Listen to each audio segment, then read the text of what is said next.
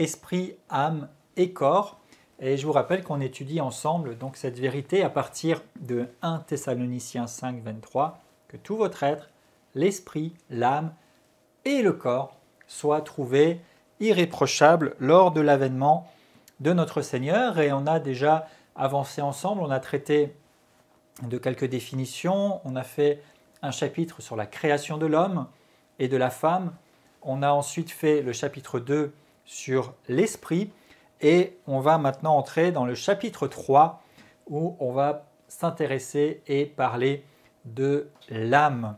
Je vous rappelle que vous êtes un esprit, vous avez une âme et vous vivez dans un corps. Votre esprit est supposé être en position de maître, votre âme en position de serviteur et votre corps en position d'exécutant. Et donc on va s'intéresser maintenant à l'âme un peu plus précisément, puisque l'esprit et l'âme sont bien deux choses différentes. Je vous rappelle, on l'avait vu, Hébreux 4, 12, il est dit que la parole de Dieu est puissante et qu'elle est tranchante jusqu'à séparer l'esprit de l'âme. Donc ce sont bien deux choses distinctes à prendre en compte, et nous avons vu dans les dernières sessions ce qu'il en est de notre esprit, certaines capacités que Dieu donne à notre esprit et des perspectives merveilleuses que nous pouvons avoir à cause de notre nature spirituelle. Ça, c'est merveilleux. Et nous allons maintenant nous intéresser à notre âme. On a déjà dit plusieurs fois que notre âme, on peut y distinguer trois départements d'une certaine façon. On peut parler de l'intellect, des émotions et de la volonté. Et c'est finalement, en un mot plus simple, notre âme, c'est notre personnalité. Et donc on va voir ce que la Bible dit au sujet de la personnalité, s'il y a des choses que nous sommes supposés faire, et vous vous doutez que oui, concernant cette personnalité, pour qu'elle puisse vivre pleinement aussi le salut qui nous appartient, et comment ça peut fonctionner pour que cette personnalité, cette âme, soit véritablement un serviteur pour notre esprit, pour notre nature profonde, pour celui que nous sommes vraiment, et pour venir servir la destinée qui est la nôtre et ce que Dieu peut amener dans notre esprit de manière à ce que ce soit accompli et réalisé. Donc chapitre 3, l'âme, et on va de nouveau donner une petite définition. L'âme, eh bien en grec, c'est psyché, et psyché, ça veut dire âme ou vie. Alors la définition, toujours du dictionnaire grec du Nouveau Testament, nous dit que l'âme, c'est l'élément qui anime l'homme ou l'animal. Alors, vous voyez, c'est un petit peu... c'est pas très précis, disons. On avait vu déjà dans le même dictionnaire pour l'esprit, il disait c'est le principe même de vie. Et ici, il dit encore c'est ce qui anime la personne. Mais en fait, quand on observe la parole de Dieu et puis qu'on voit un certain nombre de choses, on peut dire finalement l'âme, c'est ce que vous êtes, c'est votre personnalité. C'est vos sens, vos désirs, vos émotions, votre intellect, etc. Donc, vous êtes un esprit, ça c'est sûr, et votre âme, maintenant, c'est votre personnalité, c'est finalement la manière dont vous êtes et dont vous vous révélez, et particulièrement dans vos relations avec les personnes et dans votre fonctionnement. D'accord ? Votre vraie identité, ce que vous êtes vraiment et en profondeur, c'est votre esprit, et votre âme, c'est la manière dont vous vous révélez finalement aux gens autour de vous, dans votre environnement et la façon dont vous fonctionnez. Donc votre âme, on y trouve l'intellect, les émotions et la volonté. Alors l'âme, c'est aussi quelque chose d'invisible, d'accord ? On ne voit que le corps de quelqu'un, on ne peut pas voir son âme, mais c'est bel et bien une dimension qui fait partie de votre être et qui est là en vous. Alors avant d'aller plus loin, je vais vous donner quand même quelques nuances ici, parce que dans le Nouveau Testament, quand il est parlé de l'âme, psyché, en fait c'est souvent utilisé et avec quelques nuances de façon un petit peu différente. Donc c'est bien d'être attentif aussi pour voir vraiment de quoi on parle et pour ne pas être dans la confusion. Alors psyché, ça va être effectivement notre âme. Par exemple, dans 1 Thessaloniciens 5, 23, que nous étudions depuis le début, enfin du moins qui nous sert de fondement et qui est le titre de ce cours, notre être, esprit, âme et corps, eh bien, il dit clairement que l'âme, c'est une des dimensions, esprit, âme et corps. Donc, c'est ce que nous étudions. Là, on est en plein dans le sujet, en plein dans le mime si vous voulez. On peut aussi voir le mot psyché pour l'être humain en général. Par exemple, dans Acte 2, 41, où il est dit que ceux qui acceptèrent sa parole furent baptisés. Et en ce jour-là, le nombre des disciples augmenta d'environ 3000 âmes.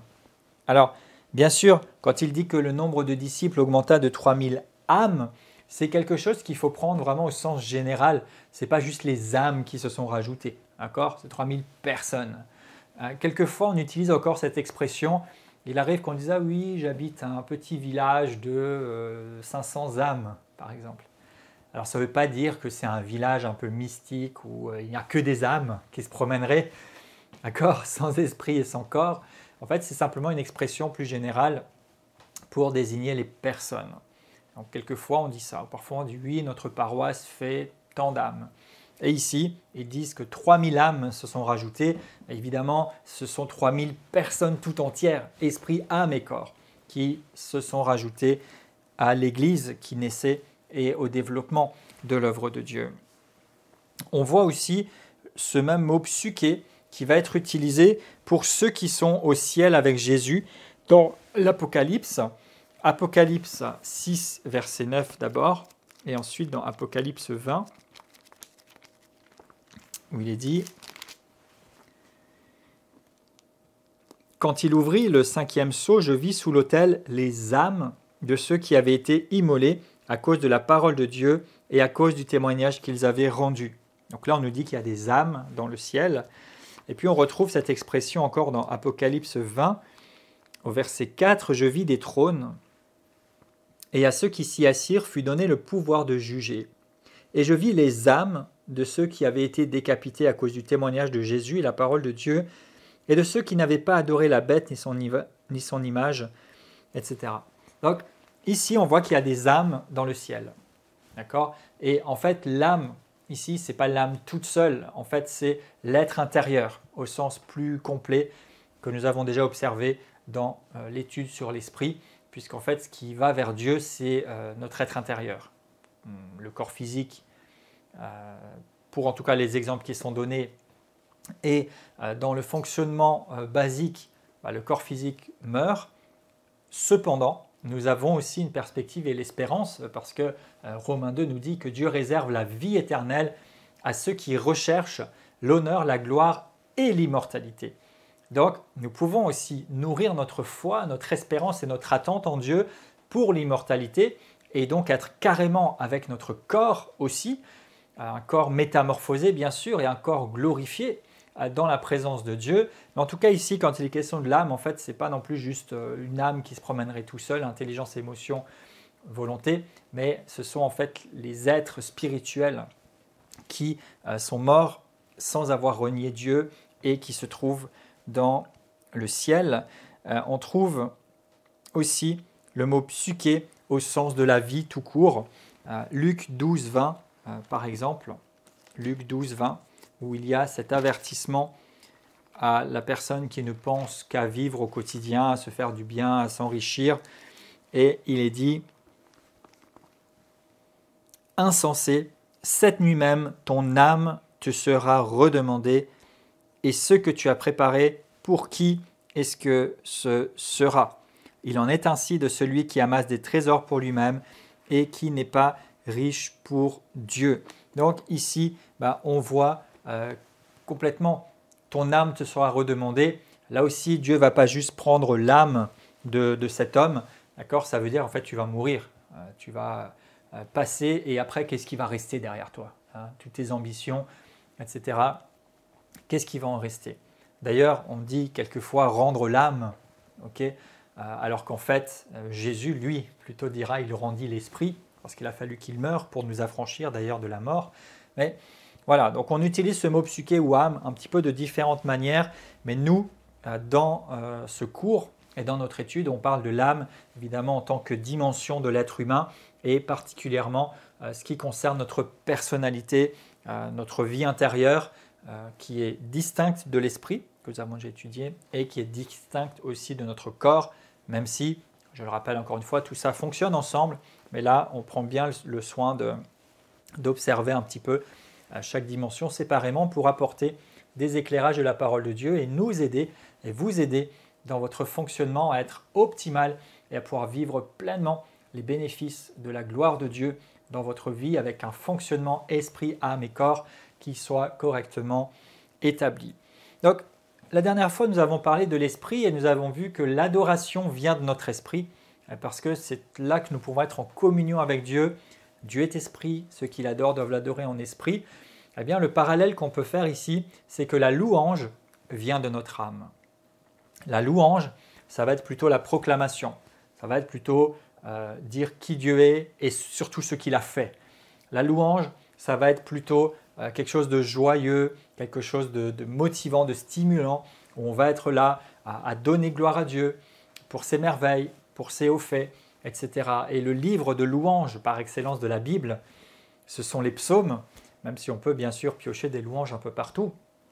Et régulièrement dans les psaumes, il est dit « Réjouis-toi mon âme, réjouis-toi mon âme, je louerai encore l'Éternel, bénis l'Éternel mon âme, et n'oublie aucun de ses bienfaits. » Et tant d'autres passages. Et en fait, le psalmiste, et souvent David d'ailleurs, va lui-même exhorter, encourager son âme à louer Dieu, à bénir Dieu, à célébrer Dieu. Pourquoi? Parce que la louange, ça vient de notre âme. Et en fait, la louange, c'est quelque chose de merveilleux, parce que la louange, c'est quelque chose que Dieu nous a donné pour nous réjouir.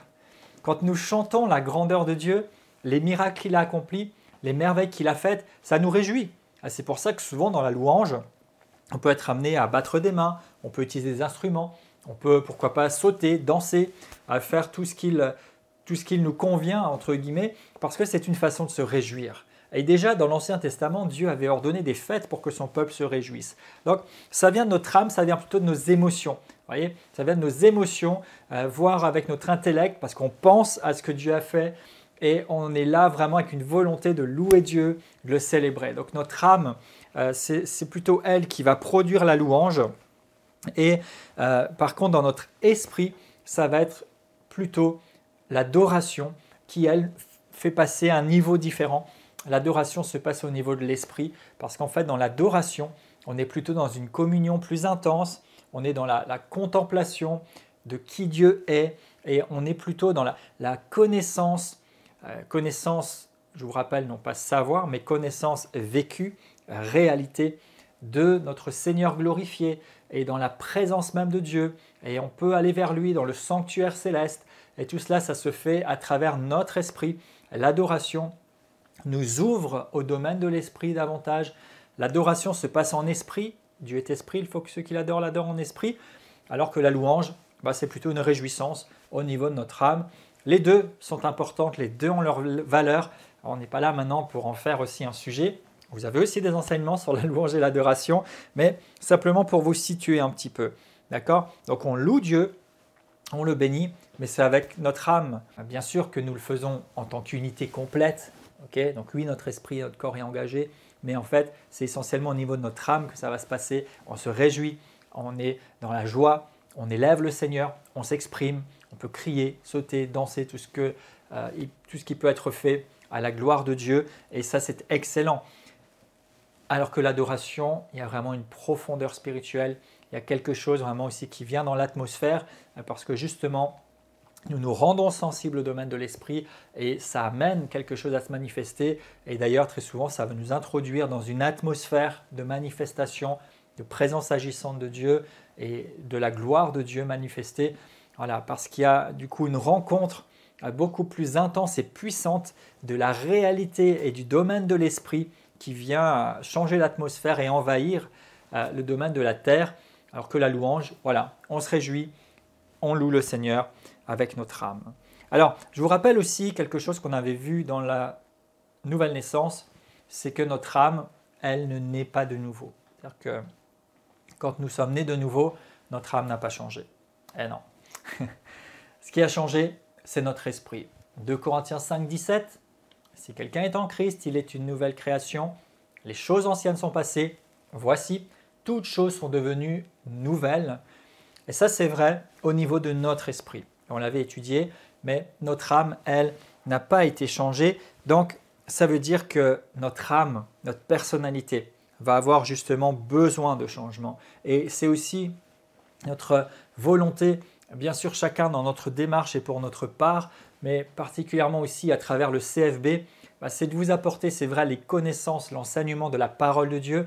C'est vrai, c'est de vous amener aussi dans des dimensions spirituelles élevées, mais c'est aussi de travailler le caractère pour que notre âme puisse s'aligner vraiment sur ce que Dieu veut et puisse y croire ensemble et se positionner pour que nos corps aussi puissent être au bénéfice du plein salut, vivre la métamorphose et tout ce qui nous est donné, donc quelque chose de beaucoup plus complet. Et donc il y a un travail sur notre âme, il y a un travail sur notre personnalité. D'accord ? Ce n'est pas d'ailleurs parce qu'il se passe des choses dans l'esprit que ça valide notre personnalité ou notre âme.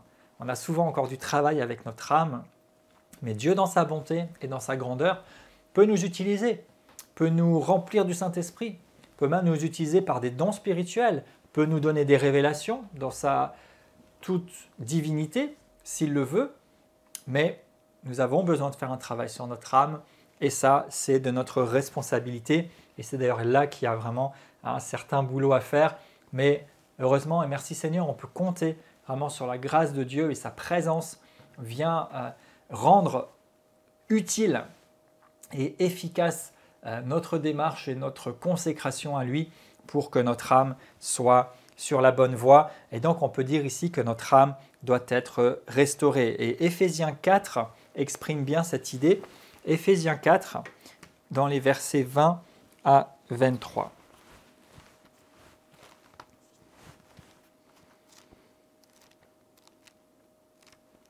Éphésiens 4, 20, il est dit « Vous, ce n'est pas ainsi que vous avez appris Christ ». Alors, il faisait juste référence avant à des gens qui marchent selon leurs propres envies, les convoitises, leurs pensées, avec une intelligence obscurcie. Donc, on parle bien ici de l'âme non régénérée. Et il dit « Si vous avez appris Christ, vous l'avez entendu, et conformément à la vérité, c'est en lui que vous avez été instruits, à vous dépouiller par rapport à votre vie passée du vieil homme qui se corrompt par les convoitises trompeuses et à être renouvelé dans l'esprit de votre intelligence. » Donc, vous voyez, il y a quelque chose qu'on doit faire. En fait, c'est à nous de nous dépouiller du vieil homme par rapport au passé et à être renouvelé dans l'esprit de notre intelligence. Ici, Paul écrit à des croyants. Donc, il leur dit, vous avez besoin d'être renouvelé dans l'esprit de votre intelligence. Alors ici, ce n'est pas l'esprit dimension spirituelle, d'accord ? C'est la manière de raisonner. Vous avez besoin d'être renouvelé dans votre réflexion, dans votre mentalité, dans votre intelligence, donc en fait dans votre âme. Donc notre âme, elle a besoin d'être renouvelée parce qu'en fait, quand on vivait séparé de Dieu, on vivait un peu comme on voulait. On vivait selon toutes sortes de pensées, soit qu'on a développé, soit qu'on a accepté à gauche à droite, soit qu'on a hérité de quelqu'un, et nous avons besoin maintenant de renouveler la manière de penser de notre intelligence pour que notre âme se dépouille du vieil homme, comme il est dit là, et regardez au verset suivant, revêtir, verset 24, l'homme nouveau, créé selon Dieu, dans une justice et une sainteté que produit la vérité. Donc ça, c'est au niveau de notre âme que ça va se passer. Notre esprit a été recréé, il n'y a pas de problème. Mais notre âme a besoin d'un processus. Et nous avons notre part, il le dit là, de nous dépouiller du vieil homme, des choses anciennes, des anciennes façons de penser, raisonner, et de revêtir l'homme nouveau. C'est-à-dire en fait accepter et commencer à penser, à réfléchir, à raisonner selon la nouvelle personne que nous sommes devenus, c'est-à-dire selon notre esprit qui est nouveau.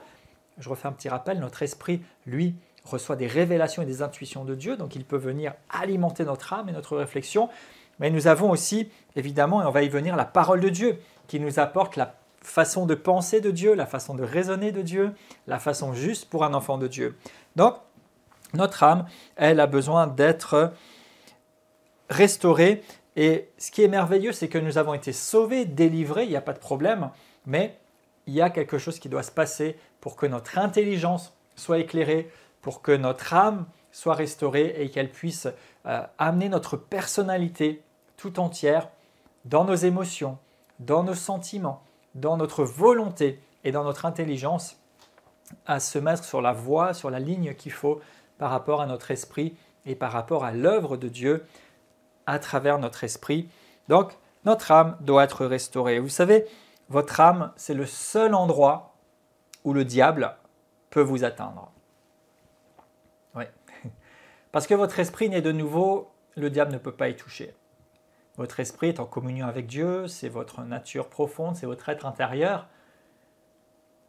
Votre âme, et particulièrement le domaine des pensées, et là c'est tout un sujet, peut facilement être touché ou atteint par le diable. Dans votre esprit, vous avez le témoignage du Saint-Esprit. Mais dans votre pensée, il y a toutes sortes de choses. Il y a les choses de la terre, il y a les choses humaines, il y a les choses de ce qui se passe autour de vous, que vous percevez sur cette terre, dans ce monde. Et l'ennemi peut insuffler des idées, des pensées, des impressions et vous affaiblir. Mais regardons ce que nous dit encore l'Écriture. Jacques chapitre 1, verset 21.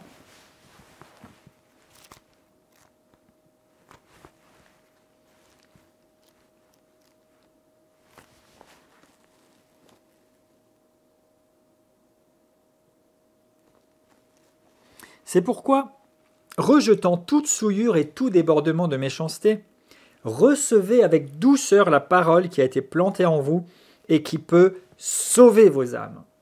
On va dire, mais pourquoi sauver? Alors sauver, c'est sozo, c'est le salut, c'est-à-dire restaurer, purifier, nettoyer, combler, etc. vos âmes. Eh bien, c'est surtout la parole de Dieu plantée en nous qui peut sauver notre âme. C'est-à-dire que notre âme a besoin d'être sauvée, restaurée, renouvelée, alors que notre esprit, lui, nulle part il n'est dit que notre esprit doit être renouvelé ou sauvé. Non, il dit que nous avons été recréés, il est dit que nous avons un esprit nouveau, il est dit que Dieu nous a donné une nouvelle nature et tout ce que nous avions vu dans la nouvelle naissance. Mais ici, on voit que notre âme a besoin d'être sauvée, restaurée. Et il dit ensuite, mettez en pratique la parole. Et là, c'est évidemment l'une des clés.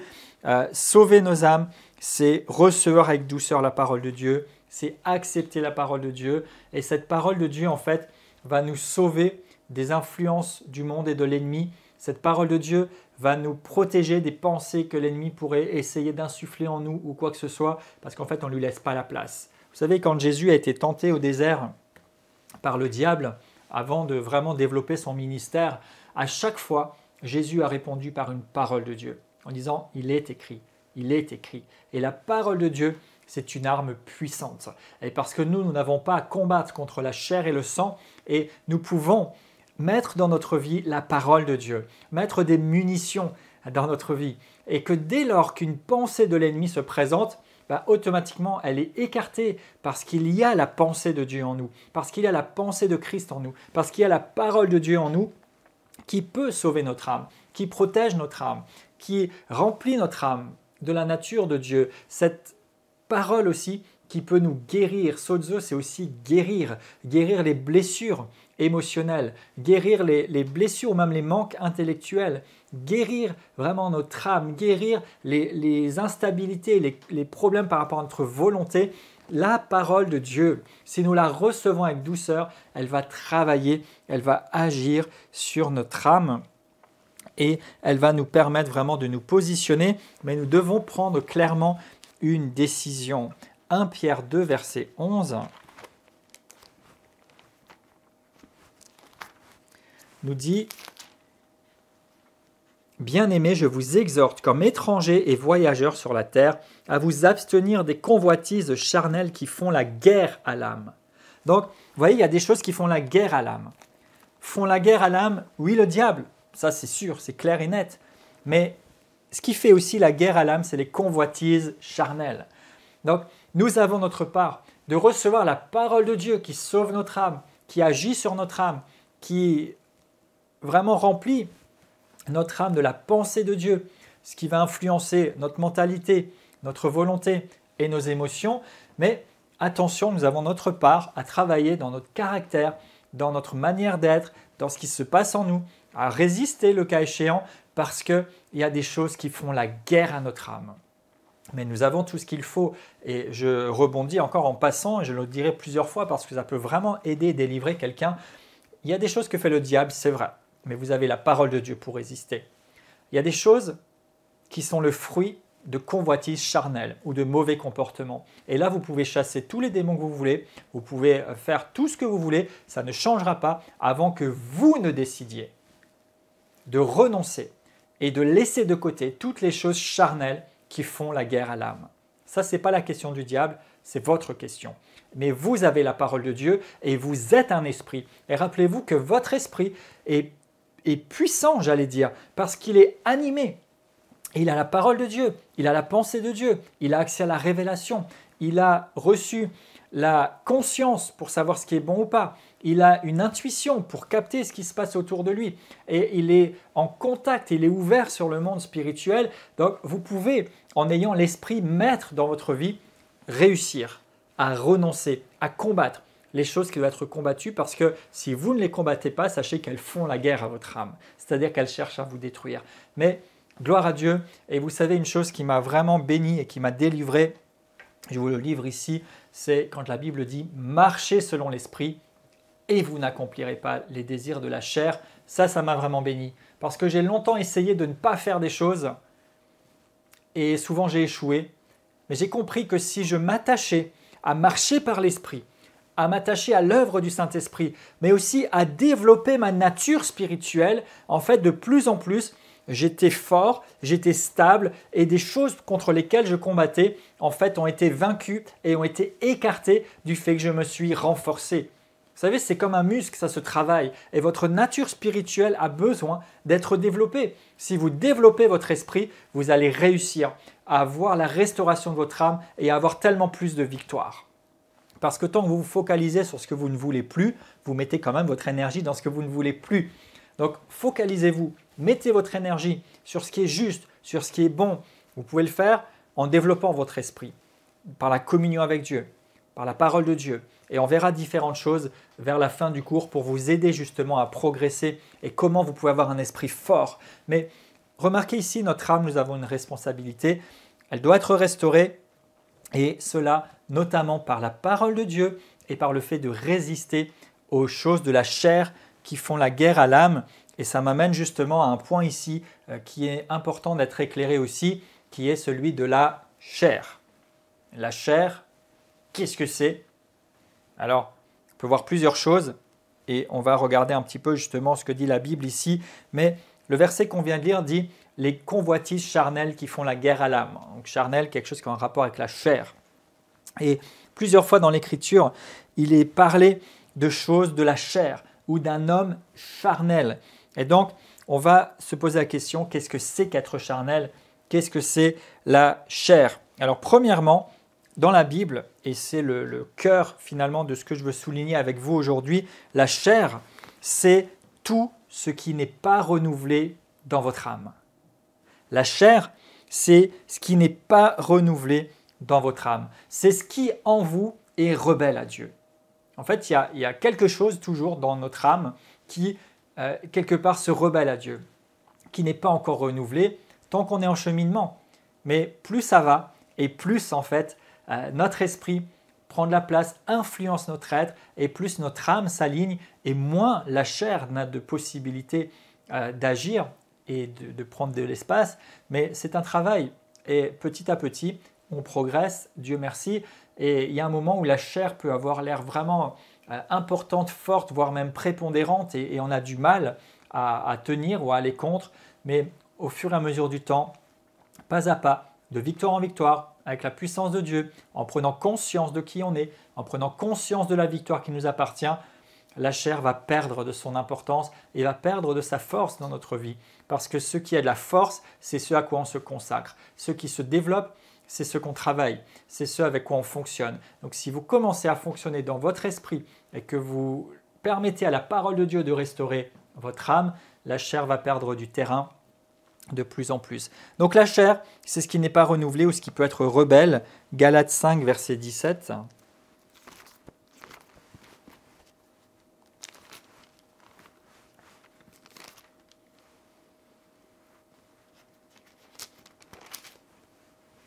Il est dit car la chair a des désirs contraires à ceux de l'esprit, et l'esprit en a de contraires à ceux de la chair, ils sont opposés entre eux, afin que vous ne fassiez point ce que vous voudriez. Si vous êtes conduit par l'Esprit, vous n'êtes point sous la loi. Or, les œuvres de la chair sont évidentes. Et ensuite, il parle du fruit de l'Esprit. Donc, vous voyez ici, la chair a des désirs contraires à ceux de l'Esprit. Alors, selon les versions, on a Esprit avec un grand E, le Saint-Esprit. C'est vrai et c'est évident. Mais en réalité, ce passage nous dit la chair, il y a quelque chose en vous qui a des désirs contraires à l'Esprit, votre nature spirituelle. Donc, il y a ici comme un combat qui se passe entre l'Esprit, notre nature profonde, celui que nous sommes, l'être régénéré, et la chair, des choses en nous qui sont encore influencées par ce monde et qui sont encore rebelles à Dieu. Et l'apôtre Paul va en rendre témoignage le concernant lui-même dans Romains chapitre 7.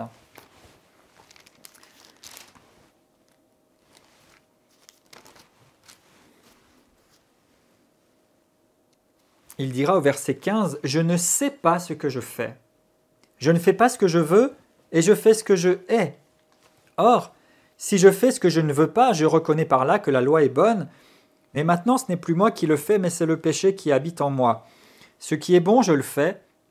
Je le sais, n'habite pas en moi, c'est-à-dire dans ma chair. » Donc, vous voyez, s'il montre encore que dans la chair, il n'y a rien de bon. J'ai la volonté, mais je n'ai pas le pouvoir de faire le bien. Je ne fais pas le bien que je veux et je fais le mal que je ne veux pas. Et si je fais ce que je ne veux pas, ce n'est plus moi qui le fais, c'est le péché qui habite en moi. Et en fait ici, il veut nous montrer réellement que, en tant qu'être humain, tout simplement, il y a des choses en nous qui s'opposent. Et on ne peut pas faire ce qu'on veut. Et on n'a pas le contrôle. Mais ce n'est pas la fin. Il ne dit pas que ça doit rester comme ça définitivement. D'accord ? Il rend simplement témoignage de comment ça se passait. J'aurais voulu bien faire, mais j'y arrivais pas. Et le mal que je voulais pas, je le faisais quand même. Comme s'il y avait quelque chose de plus fort. Et ce quelque chose, c'est la chair finalement, qui nous pousse vers des choses qui peut-être nous sont plus confortables ou plus faciles, mais qui ne correspondent pas à notre volonté. Mais regardez au verset 25. Il dit « Grâce soit rendue à Dieu par notre Seigneur Jésus-Christ. » Alors pourquoi il dit grâce ? Parce qu'il dit « c'est pas la fin de l'histoire ». Alléluia. S'il précise ça. Et derrière, il y a ce passage merveilleux, chapitre 8. « Il n'y a maintenant aucune condamnation pour ceux qui sont en Jésus-Christ. En effet, la loi de l'esprit de vie en Jésus-Christ m'a affranchi de la loi du péché et de la mort. » Alléluia. Et si vous continuez à lire, vous voyez ce merveilleux chapitre d'ailleurs et passage que j'aime, parmi beaucoup d'autres que j'aime d'ailleurs, dans l'écriture de Romains 8, qui parle de notre rédemption, de notre salut et qui donne même des perspectives. Mais Romains 7, il dit « Le mal que je voudrais faire, j'arrive pas à pas le faire, je le fais. Et le bien que j'aurais voulu faire, j'arrive pas et je le fais pas. Misérable que je suis. » Ça, c'est pour montrer la nature humaine à un certain point. Mais ça ne s'arrête pas là. Il dit ensuite « Grâce soit rendue à Dieu ». Et il arrive au chapitre 8 en disant « Il n'y a plus de condamnation parce que la loi de l'esprit de vie en Jésus-Christ m'a affranchi, m'a libéré, m'a délivré de la loi du péché et de la mort. » Waouh! Gloire à Dieu!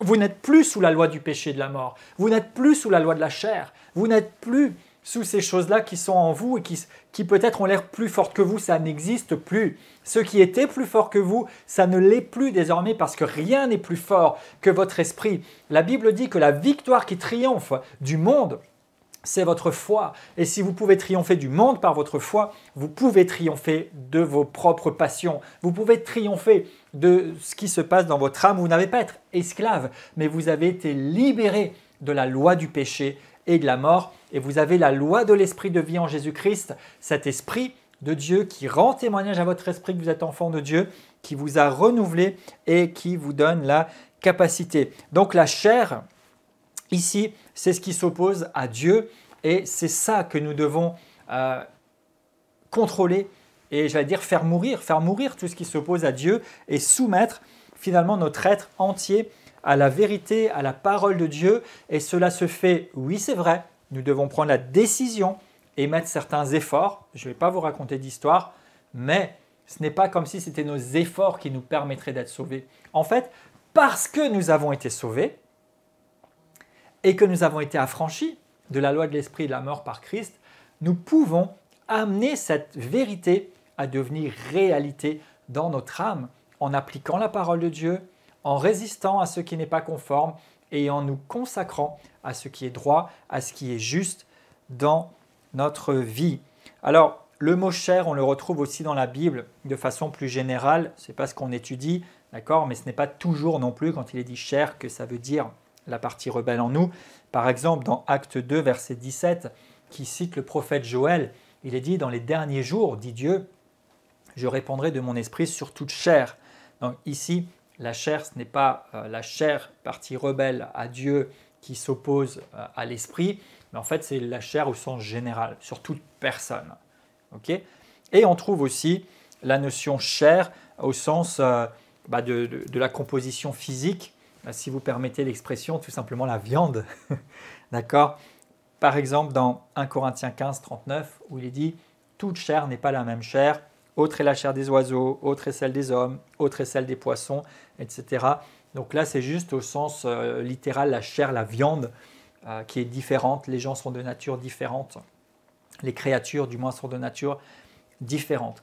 Mais la chair particulièrement, est la chair qui doit être remise en question et à laquelle il faut résister et qui vient s'opposer à notre esprit, eh bien c'est finalement ce qui dans notre âme est rebelle à Dieu. Ça n'a rien à voir avec notre corps. On ne va pas combattre contre notre propre corps, on ne va pas s'auto-flageller, d'accord ? Ce n'est pas parce que vous vous blessez ou que vous faites du mal ou que vous vous frappez vous-même que vous allez régler le problème de la chair. Non, non, la chair c'est dans votre âme, c'est dans vos émotions, c'est dans votre volonté, c'est dans votre intellect qu'il y a des choses qui doivent être changées.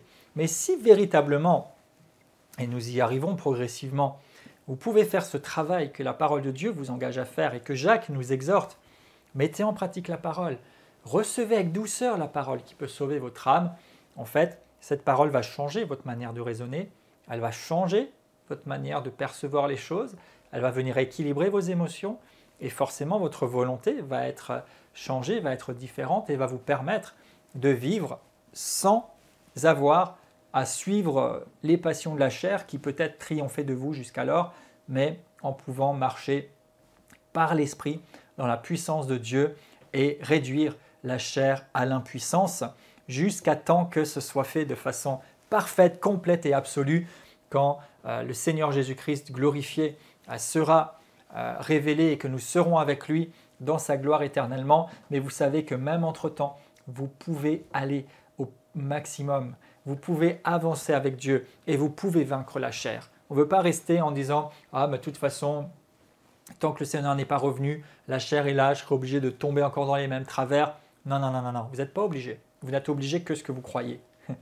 Et la Bible abonde de passages qui montrent que vous avez déjà été sanctifié, qui montrent que vous êtes déjà juste, qui montrent que Jésus a déjà tout accompli pour vous et que c'est à votre bénéfice. Maintenant, c'est à vous de choisir si vous voulez rester esclave de choses qui sont plus fortes que vous ou si vous voulez vous prendre en main, saisir la parole de Dieu, vous attacher à sa puissance, développer votre vie spirituelle et votre esprit pour vivre tel que vous devriez vivre. Le choix vous appartient, mais il est bien évident qu'on n'est pas là pour se morfondre ou se complaire dans des choses qui seraient soi-disant des fatalités alors qu'elles ne le sont pas, mais on est là vraiment pour vivre dans la plénitude de ce que Dieu a pour nous. Et donc ça va amener, oui, résister, renoncer à la chair qui fait la guerre à l'âme et évidemment renouveler cette intelligence, cet intellect. Romains 12, verset 2.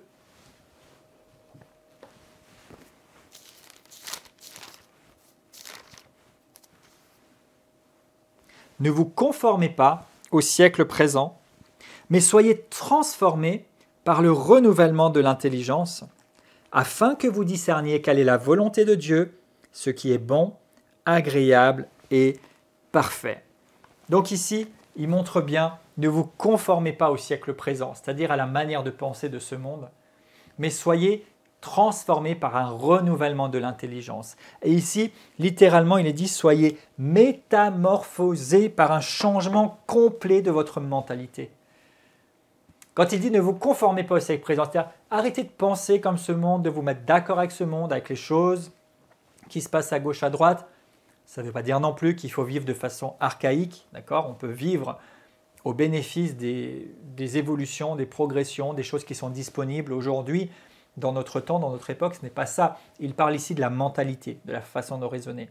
On n'accepte pas la façon de raisonner de ce monde ou cette mentalité qui n'est pas conforme à la parole de Dieu, mais on veut se laisser métamorphoser par un changement complet de notre mentalité pour pouvoir réaliser tout ce qui est bon, agréable et parfait.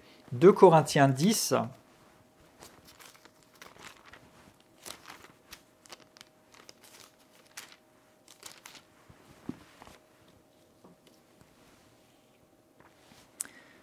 Verset 3, si nous marchons dans la chair, nous ne combattons pas selon la chair. Alors ici, il ne parle pas de la chair, de nouveau, cette partie rebelle. Là, il parle si nous marchons en fait dans un corps physique. On ne combat pas contre les corps physiques. Car les armes avec lesquelles nous combattons ne sont pas charnelles, ne sont pas physiques, mais elles sont puissantes par la vertu de Dieu pour renverser les forteresses. Nous renversons, verset 5, les raisonnements et toute hauteur qui s'élève contre la connaissance de Dieu, et nous amenons toute pensée captive à l'obéissance de Christ. Donc ici, il nous dit, il y a des forteresses. Et les forteresses ici, ce n'est pas quelque chose d'extérieur qu'il faudrait aller casser, détruire, comme dans un combat. Ce n'est pas, comme je disais tout à l'heure, le diable particulièrement, mais c'est en fait tous ces raisonnements, ces mentalités, ces pensées qu'on a pu se construire dans notre vie pour différentes raisons et qui ont besoin d'être renversées et devenir captives à Christ. C'est-à-dire d'être attrapées, de se laisser attraper par Christ et de dépendre désormais de la pensée de Christ, de ce que Christ dit, de ce que Dieu dit dans sa parole et de ce qui convient. Donc, nous pouvons et nous devons abattre et demander au Seigneur de nous éclairer pour que les pensées qui n'ont pas leur place, la mentalité qui est fausse, puisse être abattue. Et elle va l'être particulièrement à travers la parole de Dieu pour que nous puissions vivre vraiment avec une âme restaurée qui a la pensée de Dieu et qui suit ce qui se passe dans notre esprit. Colossiens 3:10.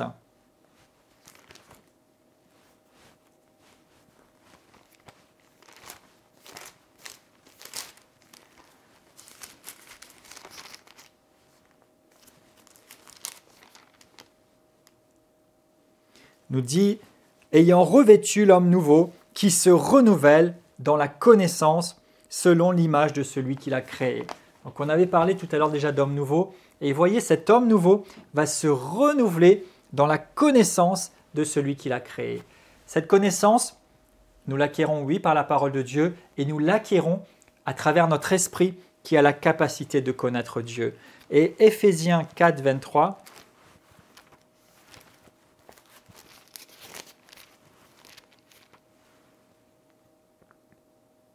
nous dit aussi d'être renouvelé dans l'esprit de notre intelligence. Donc je le reprends ici, on l'a vu tout à l'heure, c'est en fait, voilà, l'essentiel, c'est qu'il faut changer notre façon de penser, notre intelligence, notre manière de raisonner, et cela se fait comment? Avec la parole de Dieu, avec la parole de Dieu. Et particulièrement en accueillant dans nos cœurs avec douceur cette parole, dont disait l'épître de Jacques, mais aussi en méditant cette parole. Le psaume 1 dit « Heureux celui qui trouve son plaisir » et qui médite cette parole jour et nuit, car il aura du succès dans ses entreprises et c'est alors qu'il réussira.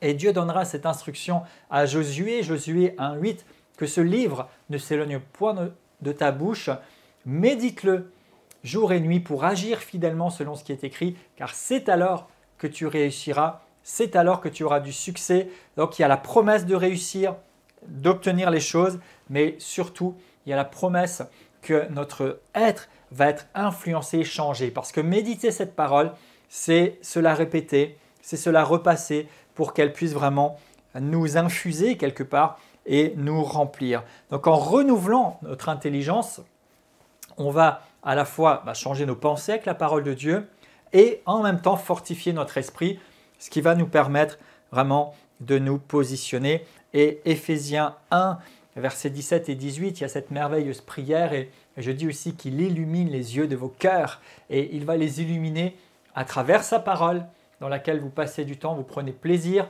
pour changer votre façon de penser. Il va le faire aussi en se révélant dans votre esprit. Et je déclare des révélations de Dieu dans votre esprit. Et je déclare que vous vous laissez stimuler et motiver pour renouveler votre âme de telle sorte que votre âme soit le serviteur qu'elle doit être pour votre esprit et que vous fonctionniez à la gloire de Dieu dans le juste équilibre esprit, âme et corps. On termine en disant « Je suis un esprit, j'ai une âme et je vis dans un corps » et je vous dis à bientôt pour la prochaine leçon.